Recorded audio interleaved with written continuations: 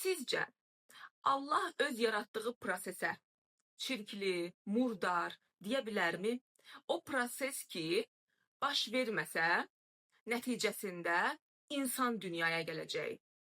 Yəni bir insanın, elə bu videonu izləyən hər kəs, eyni zamanda aybaşıya dırnaqarası baxan hər bir kəsin dünyaya gəlişi elə məhz menstruasiyadan bağlıdır. Daha öncəki videoların birində qadın sağlamlığı barədə danışarkən aybaşının fiziki tərəfini də izah etmişdim. Ona görə bu videoda o tərəfə toxunmayacağım. Bu videoda aybaşı haqqında danışılmayan məqamları danışacağıq. Biraz əvvələ qayıdaq. İslamın yeni yayıldığı vaxtlara.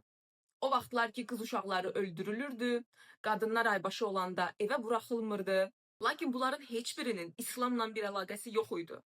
Bu, Yəhudi və ərəb qəbilələrinin qadınları əzmək üçün istifadə etdiyi bir üsul idi.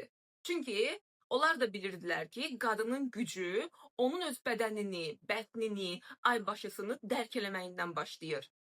Həzrət Məhəmməd qız uşaqlarının doğulan kimi öldürülməməsi üçün mübarizə aparırdı.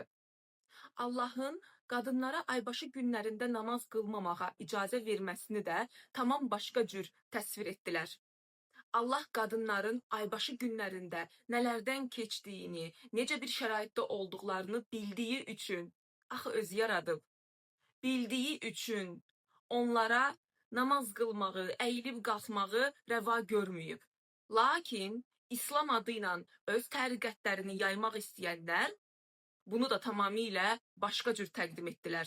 Güya ki, qadın o günlərdə murdar, çirkli olduğu üçün namaz qılmamalıdır. Halbuki belə bir qayda yoxdur. Nəzəri tərəfdən qadın o günlərdə namaz qıla bilər. Hər ay menstruasiyada qadın bədəni ölür və dirilir. Hərfi mənada ölüm yaşayır. Və bu prosesin nə demək olduğunu qadın olmadan başa düşmək mümkün deyil. Bir ay əvvəl həkim müayinəsinə getmişdim. Qan analizləri, ümumi check-up və s. Və elə oldu ki, həmin gecə bir neçə gün öncəyə ataraq mənim menstruasiyam başladı. Və təbii ki, analizlərdə bu özünü göstərdi.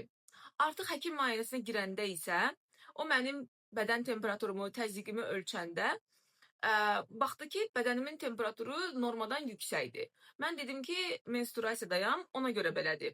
Həkim də bəy idi. Və o çox təəccübləndi, bunun necə ola biləcəyini sual elədi. Amma əlbəttə ki, açıq şəkildə yox. Və bu mənə onu göstərdi ki, nə qədər təhsil almış olursan ol, bir qadını yalnız digər bir qadın başa düşə bilər. O günlərdə o qadının nələrdən keçdiyini yalnız o vəziyyəti yaşayan anlayar. Mən çox təəssüf edirəm ki, bizim qadınlar özləri çox laqeyd, bivec yanaşırlar aybaşılarına. Aybaşı günlərində çox işləmək, yetəri qədər yatmamaq, istirahətə önəm verməmək, bunlar hamısı qadın bədəninin özünü əlavə olaraq yükləməsidir. Yəni təsəvvür eləyin, biz bu prosesi əgər ölüm adlandırırıqsa, o günlərdə necə o qədər işləmək olar? Necə istirahət etməmək olar? Necə yetəri qədər yatmamaq olar? Və bunun sonrası əlbəttə ki, digər fazalarında, yəni folikulyar və ovulyasiya fazalarının da işinin pozulmasına gətirib çıxardır.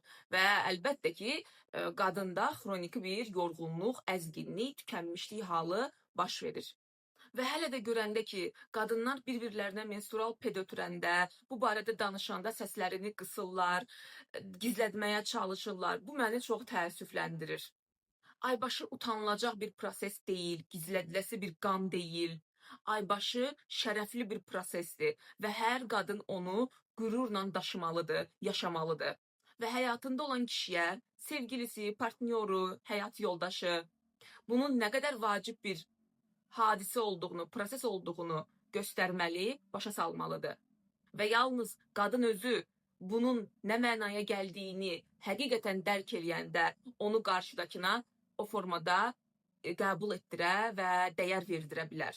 Mən qadınlara aybaşılarına dəyər verməyi öyrədirəm.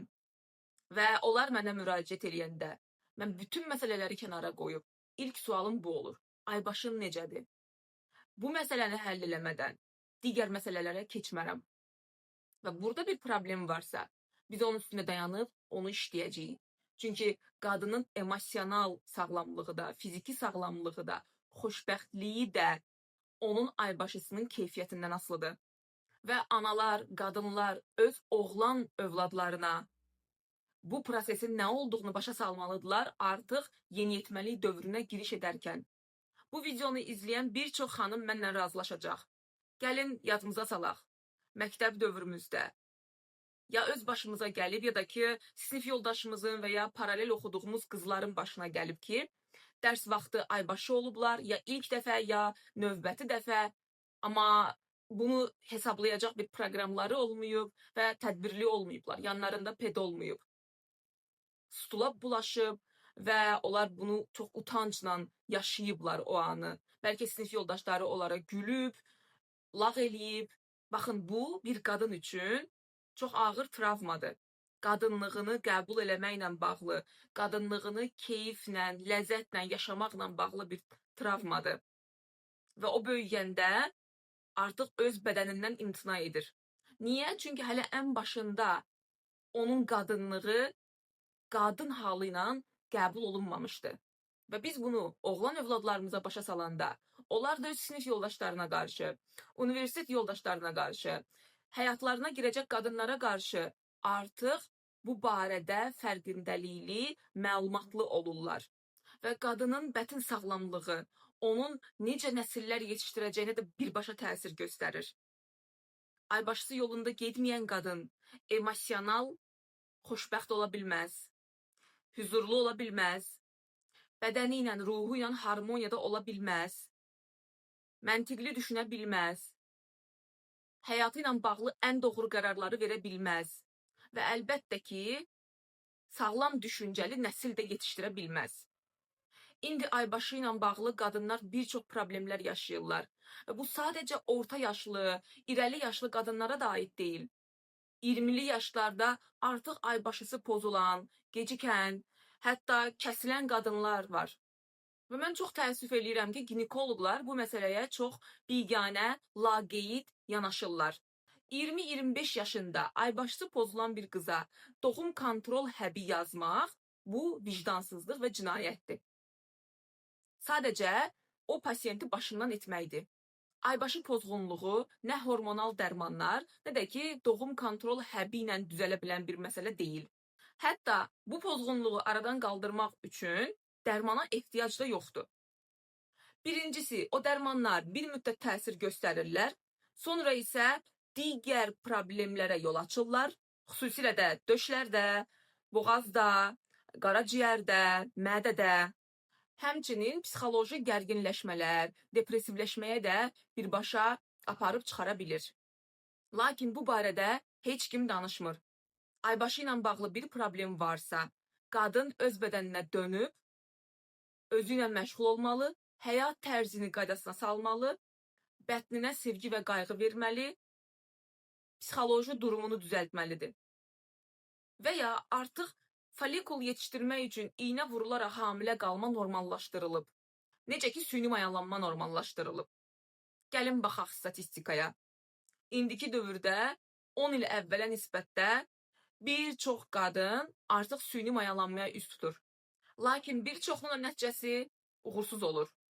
Ortada isə qoyulan mənəvi və maddi resurslar itir. Qadının bütün sağlamlığı pozulur, ümidi ölür. Ən birinci növbədə qadınlarımız araşdırmalı, oxumalı və öz bədənlərini tanımağı öyrənməlidirlər. İkincisi, həkimə gedəndə nəyi tələb etməli olduğunu bilməlidir.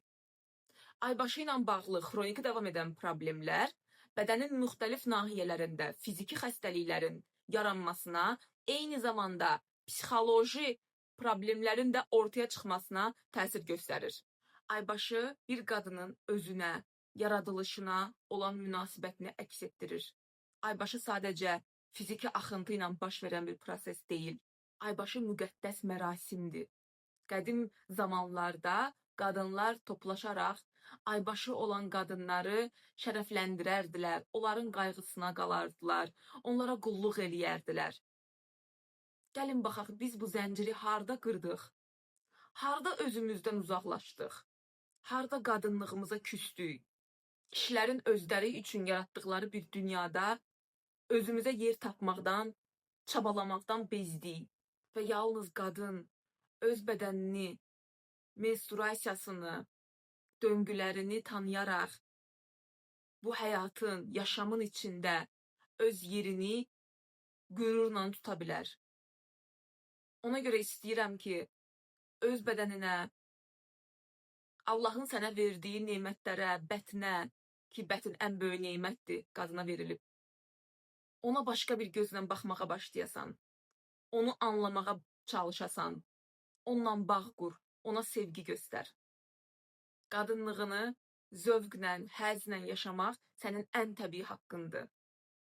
Və bunun üçün heç kimə açıqlama verməli deyilsən, heç kimə izah etməli deyilsən. Bu videoluq məndən bu qədər. Hələlik. Növbəti videolarda görüşənə qədər.